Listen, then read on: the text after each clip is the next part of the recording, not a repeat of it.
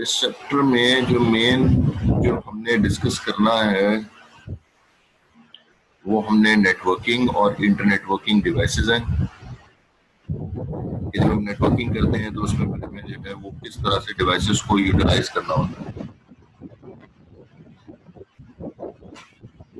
अगर सोर्स और डेस्टिनेशन का डिस्टेंस ज़्यादा है तो फिर हमें जो है वो बीच में इंटरमीडिएट डिवाइसेस यूज करनी पड़ती हैं। तो डिवाइसेस जो है वो हम उसको दो पार्ट में ब्रेक करते हैं। नेटवर्किंग डिवाइसेस जिसको हम कहते हैं with in a LAN use होगी, और इंटर नेटवर्किंग डिवाइसेस वो डिवाइसेस होंगी जो कि आउटसाइड द लैन मुझे जो है वो कनेक्टिविटी करनी होगी। एक लैन से मुझे दूसरे लैन में अगर जाना है तो फिर मुझे जो है वो इंटर नेटवर्किंग डिवाइसेस यूज करनी होंगे। दोनों के नेटवर्क अलग अलग हों। अगर तो नेटवर्क सेम है तो फिर तो नेटवर्किंग डिवाइसेस यूज रहेंगी, क्योंकि लैन एक्सटेंड हो जाता है ना। एक घर से दूसरे घर में, अगर एक घर में जो है वो एक लैन बना हुआ है जिसमें 4 कंप्यूटर लगे हुए, आपके पड़ोस में जो है वो 6 कंप्यूटर लगाए हुए, उन दोनों को अगर आपस में कनेक्टिविटी करनी है तो वो तो नेटवर्किंग डिवाइसेस से काम चल जाएगा। तो डिवाइसेस कौन कौन सी है वो आगे डिस्कस करते हैं। लेकिन अगर दोनों घरों में ये लैन तो कनेक्टेड है लेकिन जो है वो दोनों का जो है वो नेटवर्क अलग अलग बना हुआ है, उनकी आईपीज अलग अलग मौजूद है। एक की आईपी जो है वो 10 के नेटवर्क पे चल रही है, दूसरे की आईपी जो है 180 के आईपी पे चल रही है। तो ये दोनों के दोनों नेटवर्क, इसमें जो है वो जो डिवाइसेस कनेक्ट होंगी आपस में वो नेटवर्किंग डिवाइसेस कभी भी नहीं हो सकते। अगर आप नेटवर्किंग डिवाइसेस लगा देंगे तो कम्युनिकेट नहीं करते, तो मुझे वहां पर इंटर नेटवर्किंग डिवाइसेस यूज करनी होगी। एक तो ये टॉपिक होगा। फिर उसके बाद जो है वो हमें डिस्कस करना है राउटिंग टेक्निक्स में, जिसमें हम स्टैटिक राउटिंग और डायनामिक राउटिंग को डिस्कस करेंगे। ये दूसरा टॉपिक है इस चैप्टर। तो ये दोनों टॉपिक जो है वो हमने इस चैप्टर में डिस्कस करने हैं।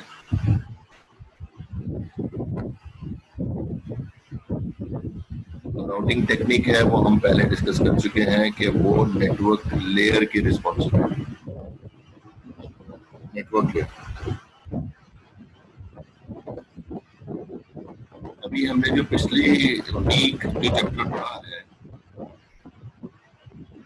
वो वाली जो है वो रिस्पॉन्सिबिलिटी किस लेयर पे थी, जो बता सकता है?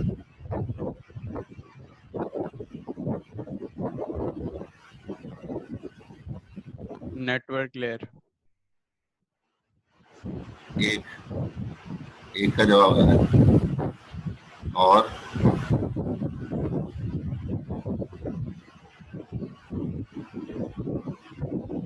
अभी किसने आसिर ने बोला था?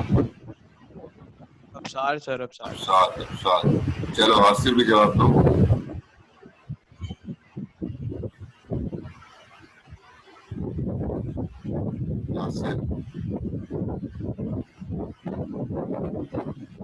आसिर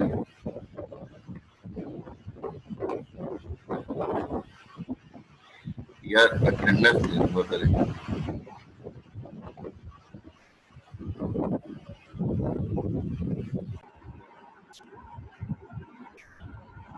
ओके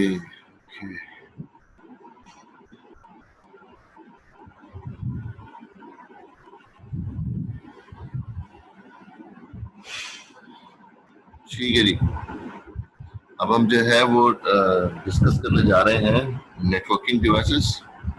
जैसे हम कह रहे हैं कि यहाँ पर इस टॉपिक के अंदर जो है बहुत सारी डिवाइसेस को हम डिस्कस करेंगे। पैसिव हब है, एक्टिव हब है, ब्रिज है, लेयर 2 स्विच है, फिर लेयर 3 स्विच को भी देखेंगे, फिर उसके बाद राउटर्स है, फिर उसके बाद जो है वो गेटवेज है।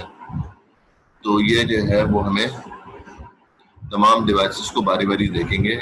इसको हम देखेंगे कि किस डिवाइस की कहाँ पर ज़रूरत है, और फिर जो है वो डिवाइस किस लेयर पे काम कर रही है, लेयर कौन सी है, OSI लेयर की बात हम कर रहे हैं या TCP/IP प्रोटोकॉल की बात कर रहे हैं, एक ही बात, ठीक है। लेकिन अभी जो यहाँ पर डिस्कस कर रहे हैं दोनों को साथ साथ बताते रहेंगे, क्योंकि फिजिकल लेयर तो सेम है, डेटा लिंक लेयर भी सेम है, नेटवर्क लेयर भी सेम है, ट्रांसपोर्ट लेयर भी सेम है दोनों। हाँ, जो एप्लीकेशन लेयर है या फिर जो है वो सेशन प्रेजेंटेशन और एप्लीकेशन लेयर, इन दोनों का डिफरेंस है TCP/IP में और OSI मॉडल में। तो इस तरह से जो है हम डिस्कस करेंगे।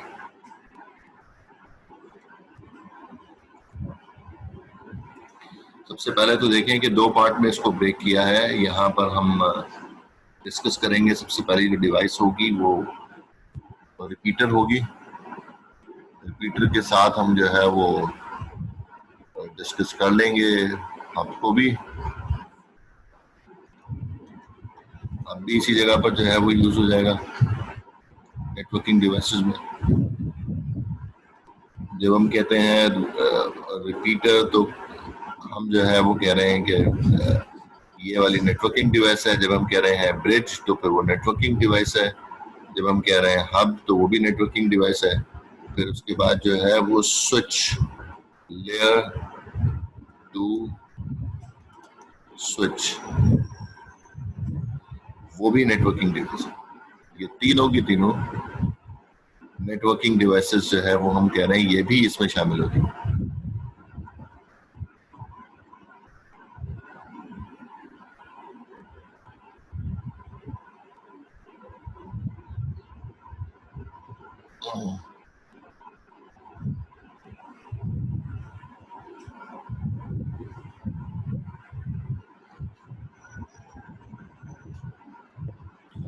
जब हम बात करते हैं इंटर नेटवर्किंग डिवाइसेस की, तो इंटर नेटवर्किंग डिवाइसेस में हमारे पास एक तो आ जाता है लेयर 3 स्विच, उसके बाद हमारे पास डिवाइस है राउटर, उसके बाद हमारे पास डिवाइस है गेटवे। ये डिवाइसेस जो है वो इंटर नेटवर्किंग डिवाइसेस कहलाती हैं। इंटर नेटवर्किंग जो है, अच्छा मुझे ये बताएं कि हमारे पास जो है वो एक कॉन्सेप्ट होता है, देखें जी, एक होता है इंटरनेट और दूसरी चीज है इंटरनेट। ये मैंने गलती से लिख दिया, क्या फर्क है दोनों में?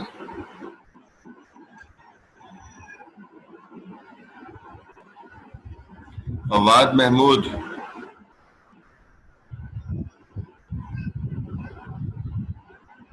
हाँ, आई का फर्क है।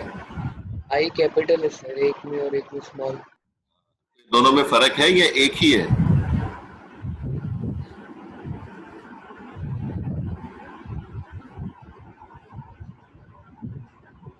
अगर आप लोग रिकॉर्डिंग उठा के पिछली देखें तो उसमें मैंने जो है वो बताया हुआ है कि स्मॉल आई और कैपिटल आई से क्या फर्क पड़ता है।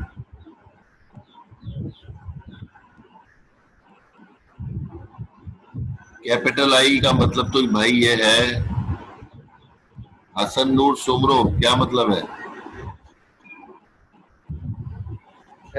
आइडिया नहीं है। फबीहा नकवी, स्मॉल आई से इंटरनेट का क्या मतलब है?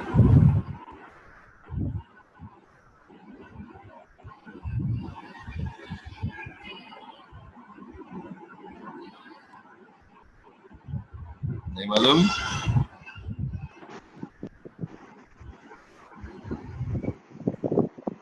नहीं मालूम?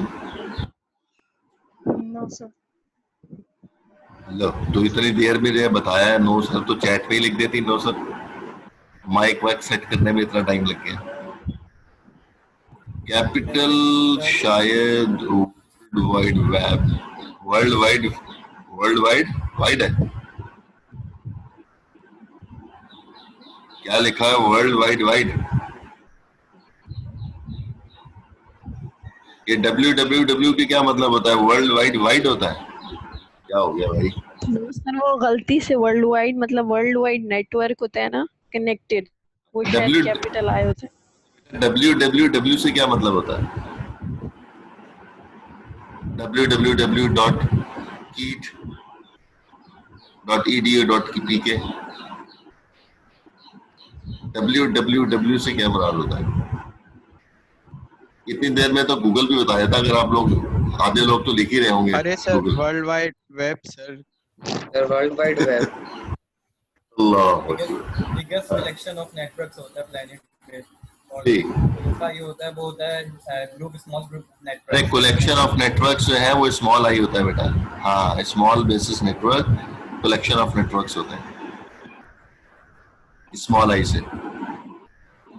कहीं पे लैन कनेक्टेड है, कहीं पर मैन कनेक्टेड है, कहीं पर वैन कनेक्टेड है, उन तीनों को आपस में कनेक्ट करना है। या चलो ठीक है, मुख्तलिफ लैंड्स को आपस में कनेक्ट करना है, या मुख्तलिफ मैन को आपस में कनेक्टेड करना है, तो इसको हम कहते हैं इंटर नेटवर्किंग, जो यहाँ पर लिखा हुआ है राइट साइड पे। और इसी को हम जो है वो कहते हैं स्मॉल आई से इंटरनेट। इसको कहते हैं स्मॉल आई से इंटरनेट। 25-30 जो है वो आपने लैन आपस में कनेक्ट कर दिए, कहीं पर एक आध को जो है वो मैन को आपस में कनेक्ट कर दिया, ये सारे के सारे इंटरनेट हो गए ना। तो इसको हम स्मॉल आई से जो है वो इंटरनेट कहते हैं। कैपिटल आई जहां पर इंटरनेट लिखा होगा तो उसका मतलब वर्ल्ड वाइड वेब है। आप ब्राउजर पे जाके लिख रहे हैं www.pfke.edu.pk, आप ये काम कर रहे हैं। तो यहाँ पर भी इंटर नेटवर्किंग का मतलब ही यही होगा कि जो है वो अब हमें ऐसी डिवाइसेस यूज करनी होंगी जो कि इंटरकनेक्टेड हो। हम कह रहे हैं कि हमारे पास जो है वो एक तरफ कोई और लैन कनेक्टेड है, एक तरफ कोई और लैन कनेक्टेड है। हम कह रहे हैं कि एक तरफ जो है वो आईपी जो है वो 10 की चल रही है, दूसरी तरफ दूसरे लैन के ऊपर आईपी जो है वो 11 की चल रही है। तो दोनों जो है वो अलग अलग नेटवर्क पे मौजूद है। तो अब हमें जो है नेटवर्किंग डिवाइसेस से नहीं हेल्प मिल सकती, अब हमें इंटर नेटवर्किंग डिवाइसेस की जरूरत पड़ेगी। कहीं हो सकता है राउटर लगा दें, कहीं हो सकता है स्विच लगा दें, हो सकता है गेटवे लगा दें, कुछ ना कुछ लगा दें। कोई क्वेश्चन आप लोगों का? सर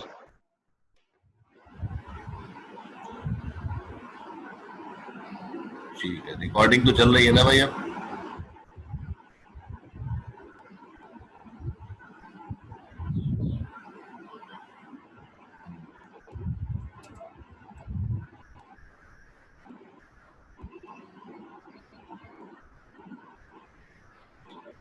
अच्छा जी, अब यहाँ पर जो डिस्कस कर रहा है वो ये बता रहा है कि यहाँ पर जो डिवाइसेस हम डिस्कस करने जा रहे हैं वो किस लेयर पे काम कर रही है।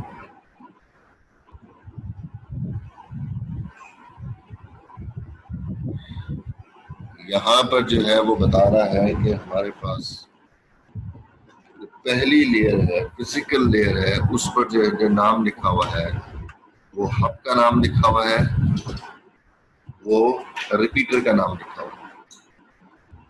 ये बता रहा है कि जो डिवाइस है वो डिवाइस बेस करती है फिजिकल लेयर। वो डिवाइस जो है वो बेस कर रही है फिजिकल लेयर के ऊपर। मतलब उसकी जो रिस्पॉन्सिबिलिटी होंगी वो ऐसी रिस्पॉन्सिबिलिटी होंगी जो फिजिकल लेयर की रिस्पॉन्सिबिलिटी होती है। हमने फिजिकल लेयर को पढ़ा था, मुमकिन है उसमें से कोई एक रिस्पॉन्सिबिलिटी है, मुमकिन है उसमें से कोई दो रिस्पॉन्सिबिलिटी जो है वो फिजिकल लेयर के पास हो, रिपीटर के पास हो या हब के पास हो। फिर दूसरी डिवाइस यहाँ पर डिस्कस कर रहा है, ब्रिज की बात कर रहा है, और या फिर कह रहा है, खुद ही कह रहा है कि लेयर 2 स्विच है। लेयर 2 स्विच का मतलब यह है कि ऐसा स्विच है जो कि सेकंड लेयर पे काम करता है, लेकिन सिर्फ सेकंड लेयर पे काम नहीं कर रहा बल्कि फिजिकल और डेटा लिंक लेयर दोनों लेयर पे काम कर रहा होगा। तो उसकी रिस्पॉन्सिबिलिटी भी थोड़ी बढ़ जाती होगी। वो ऐसे काम करता होगा जो कि फिजिकल लेयर पे भी यूज हो रहे होंगे और second layer data link layer पे भी काम कर रहा होगा, तो ऐसे कुछ काम कर रहा होगा लेयर टू स्विच। और फिर उसी के पैरेलल जो है वो ब्रिज भी है, तो ब्रिज भी पहली 2 लेयर पे काम कर रहा है। फिर उसके बाद जो है वो तीसरी लेयर है, तीसरी डिवाइस है राउटर, या फिर लेयर 3 स्विच की बात कर रहा है। तो फिर जो है वो राउटर या फिर लेयर 3 स्विच और मजीद इंटेलिजेंट हो जाता है, जिसकी जिम्मेदारियां बहुत ज्यादा बढ़ जाती हैं। Physical layer, data link layer और नेटवर्क लेयर की जिम्मेदारियां पूरी कर रहा है। और जो आखिरी डिवाइस है वो है गेटवे, जो गेटवे कंप्लीट 5 लेयर्स पे काम कर रहा है, क्योंकि यहाँ पर हम TCP/IP की बात कर रहे हैं। अगर OSI की बात करेंगे पूरी 7 लेयर्स पे काम कर रहा होता है। गेटवे जो है वो उसकी जिम्मेदारी सबसे ज्यादा होती है। जैसे आपका कंप्यूटर, हमने कहा था आपके जो है वो डिवाइस जो है, कंप्यूटर है, लैपटॉप है, ये पूरी 5 लेयर्स पे काम कर रहा होता है। तो इसी तरह से गेटवे भी कंप्लीट 5 लेयर्स पे जो है वो काम कर रहा होता है।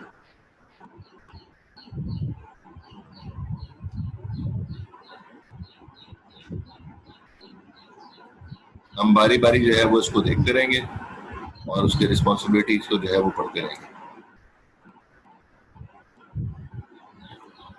रिपीटर, जी भाई, रिपीटर का काम जो है वो सिग्नल को, अगर हम बहुत आसान अल्फाज में बयान करें तो सिग्नल को बूस्ट करने की जिम्मेदारी होती है। जब एक सिग्नल जो है वो मीडियम पे ट्रेवल करता है, चाहे वो वायर्ड हो चाहे वो वायरलेस हो, जब ट्रेवलिंग कर रहा होगा तो उसका जो है वो स्ट्रेंथ वीक हो जाती है।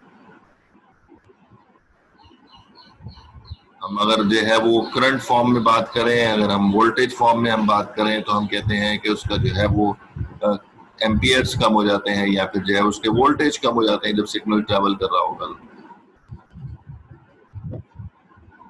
तो अब उसके एम्पलीट्यूड की बात कर लेते हैं कि जो है वो जब सिग्नल जो है वो वीक होता जाएगा, जब मीडियम पे चलता जाएगा, तो एक वक्त आएगा कि बिल्कुल ही डेड हो जाएगा सिग्नल। तो वहां पर जहां पर एक सिग्नल जो है वो अंडरस्टैंड हो सकता है, उस जगह पर हमें रिपीटर लगाना पड़ेगा, ताकि सिग्नल जो है वो ज्यादा दूर तक ट्रैवल कर जाए। हम कह रहे हैं कि अगर सिग्नल जो है वो सेंडर और रिसीवर के दरमियान में 1 मीटर का फर्क है, तो फिर तो हमें रिपीटर लगाने की जरूरत नहीं है। लेकिन अगर हम कहते हैं कि ट्विस्टेड पेयर केबल लगी हुई है और 100 मीटर की रेंज है उसकी, तो फिर हमें जो है वो सेंडर जो है और रिसीवर के दरमियान में 100 मीटर का डिस्टेंस है, तो फिर हमें जो है वो कोशिश करनी चाहिए कि हमें एक रिपीटर लगाना चाहिए। 200 मीटर हो गया तो 2 रिपीटर बीच में लग जाएंगे, एक 100 मीटर पे, फिर दूसरा 100 मीटर के बाद। 300 मीटर का डिस्टेंस है सेंडर और रिसीवर के दरमियान में, तो फिर मुझे 3 रिपीटर लगाने पड़ेंगे। पहले 100 पे 1 रिपीटर होगा, फिर रिपीटर लगेगा, फिर रिपीटर लगेगा, तब जाके कहीं डेस्टिनेशन पे आप पहुंचेंगे। तो उसका मतलब यह हुआ कि जब भी सिग्नल मीडियम पे ट्रेवल करेगा तो वीक होता रहता है, लेकिन जो मीडियम पे भी डिपेंड करता है कि मीडियम कौन सा यूज किया जा रहा है। अगर मीडियम जो है वो ट्विस्टेड पेयर है तो हमने एग्जांपल दी है 100 मीटर की। अगर मीडियम जो है वो कोएक्सियल केबल हो जाएगा तो डिस्टेंस और चेंज हो जाएगा। अगर फाइबर ऑप्टिक कनेक्टेड है तो फिर जो है वो डिस्टेंस बहुत ज्यादा बढ़ जाएगा, 30 से 50 किलोमीटर पे भी जो है वो हमें लगाना पड़ सकता है। 30 किलोमीटर, 30 किलोमीटर, बहुत ज्यादा डिस्टेंस हो जाता है। 30 किलोमीटर के बाद जाकर एक रिपीटर लगा दें, अगर रिपीटर लगेगा। अगर एग्जांपल अभी हम रिपीटर की कर रहे हैं, अब वो अलग बात है कि फाइबर ऑप्टिक में कौन सी डिवाइस लगाएंगे, नेटवर्किंग डिवाइस। लेकिन अगर रिपीटर हमें लगाना है तो एग्जांपल दे रहे हैं कि फाइबर ऑप्टिक की अगर जो है मीडियम लगा हुआ है तो फिर हमें 30 मीटर के बाद जो है वो रिपीटर लगाना होगा।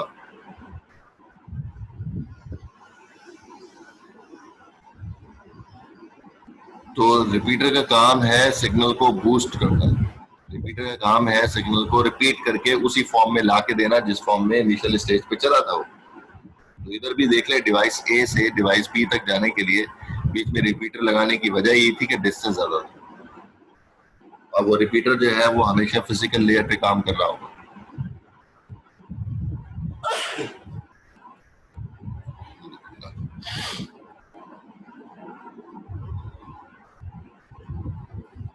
The repeater connect segments of our LAN. तो अभी हमने डिस्कस किया था कि एक अलग जो है वो लैन चल रहा है, दूसरा अलग लैन चल रहा है, उनके दरमियान में डिस्टेंस जो है वो 100 मीटर और उससे ज्यादा है, तो फिर हमें दरमियान में रिपीटर लगाना पड़ेगा, तो उसके बगैर जो है वो कनेक्टिविटी नहीं हो पाएगी। A repeater forward every frame, it has no filtering capability. Filtering का कॉन्सेप्ट नहीं है, कह रहा है कि जो भी जो है सिग्नल होगा वो हर डायरेक्शन में मूव कर रहा होगा, ये इसका मतलब है।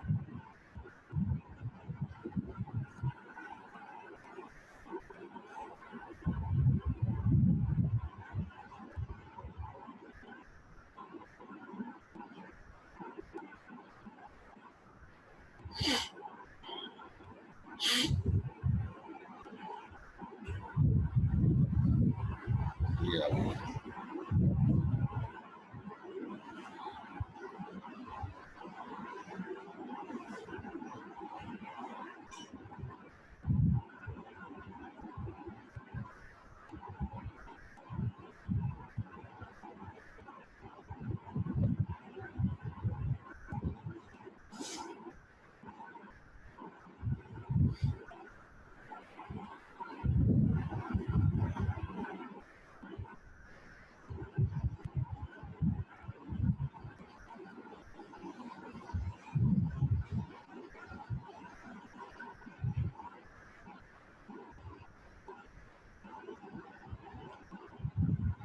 ये दरमियान में हमने एक रिपीटर लगा दिया,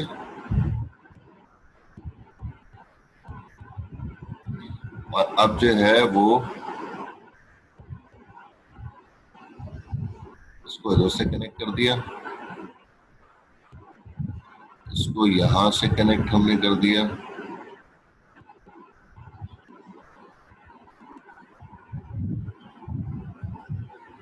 इसको इधर से कनेक्ट। अब हमने क्या किया, हमने 3 लैन जो है वो आपस में कनेक्ट किए, एक लेफ्ट साइड पर है, एक राइट साइड पर है, एक बॉटम की तरफ है, 3 जो है वो हमने लैन जो है वो यहाँ पे कनेक्ट किए। क्यों कनेक्ट किए? क्योंकि डिस्टेंस जो है वो बहुत ज्यादा है। कितना डिस्टेंस है? कम से कम 100 मीटर का डिस्टेंस तो है, तो इस वजह से हमें जो है वो दरमियान में रिपीटर लगाने की जरूरत पड़ेगी। अब वो ये रहा है कि इधर जो डिवाइस लगी हुई है,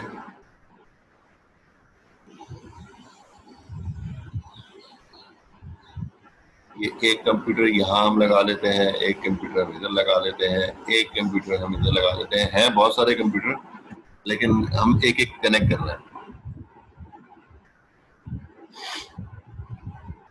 अब अगर यहाँ पर हम कह रहे हैं कि कंप्यूटर नंबर 1 से पैकेट कंप्यूटर नंबर ए से कंप्यूटर जो है वो सिग्नल जो है वो पी को जाना है, तो